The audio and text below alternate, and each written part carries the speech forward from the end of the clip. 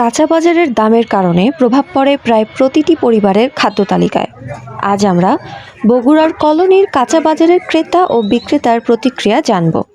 জিনিসপত্রের দাম বেশি বেশি হলো ফলনে কম হচ্ছে যায়, ফলনে কম হচ্ছে, তাহলে তোমার তেলের দাম বাইরে যায়, যে তেল কিনে পাচ্ছে না মেশিন আলারা, তা পানি কুটতে দিবি, এর কারণে ফলন কম হচ্ছে।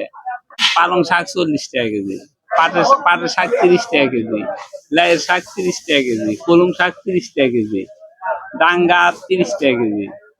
জিনিসপত্র দাম স্বাভাবিক আছে, বেশি কমও না বেশি না। আবার লাউ শাক আছে আপনি 30 টাকা কেজি, লাল শাক 40 টাকা, পাটের শাক 30 টাকা, পুঁই শাক আছে 40 টাকা, 30 টাকাও বেচা হয়। কলমি আছে আপনি 10 টাকা আটি বেচা হয়, ডাটা বেচা হচ্ছে 30 টাকা কেজি। সার হিসাবে শাকের দাম একদম কম, যে রকম সার দাম সেই হিসেবে শাকের দাম একদম কম। স্বাভাবিক আছেন এবং কমই মনে করেন আলু পেঁয়াজ এর দাম কম। আলু হচ্ছে পাইকারি আমরা বিক্রি করতেছি 15 টাকা কেজি হল্যান্ডার, আর ফাটাফাকি 20 টাকা কেজি। পেঁয়াজ হচ্ছে আপনার 25 টাকা কেজি মুড়ি কাটাটা, যেটা ফুলকা ছাড়া, আর যেটা ফুলকা সহ এটা 15 টাকা কেজি, 6 কেজি 100। টমেটো 20 টাকা কেজি, ভেন্ডি 40 টাকা কেজি, আর শশা 25 টাকা কেজি।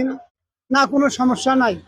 এখন একটু ভাড়া একটু বেশি হচ্ছে, কারণ যে তেলের জন্য ভাড়া একটু 2-4-5 টাকা বেশি, এই আর কোনো সমস্যা নেই। জিনিসপাতির দাম স্বাভাবিক আছে, আগের চেয়ে একটু এখন দাম কম, আগে দাম বেশি ছিল। সবজির দাম ঠিক আছে মোটামুটি, কিন্তু মাছ মাংসের দাম বেশি। গরুর মাংস 800 টাকা কেজি। সবজির বাজারটা অত্যন্ত ভালো আছে, এটা ক্রয় ক্ষমতার মধ্যেই আছে, এইভাবে চললে ইনশাল্লাহ কোনো সমস্যা হবে না। এর মধ্যে না, কাঁচা বাজার মোটামুটি সব ক্রয় ক্ষমতার মধ্যেই আছে। অল্প খাবো, দাম বেশি হয়ে গেলে অল্প খাবো, সমস্যা কি? 200 টাকা মন বিক্রি করতেছে কৃষকরা, বাট এখানে তো 30 টাকা কেজি বিক্রি হচ্ছে। তোমার কাছে একটু বেশি, তুলনামূলকভাবে বেশি তো। সব সবজি, বেগুন টেগুনের দাম বেশি, কাঁচামরিচের দামও বেশি, সব সবজিগুলো এখন বেশি। এখন আসলে বেশি তো মনে হচ্ছে দেশের যে অবস্থা, তাতে দেশের মনে হচ্ছে যে এই নিয়ন্ত্রণ নেই, বাজারের আসলে নিয়ন্ত্রণ নেই। এখন পর্যন্ত কলোনির কাঁচা বাজারের দাম নিয়ন্ত্রণে থাকলেও ঋতু পরিবর্তনের কারণে খুব দ্রুতই সবজির দামে প্রভাব পড়তে পারে বলে জানালেন ব্যবসায়ীরা। Nadia Akhtar, north express news, Bogura.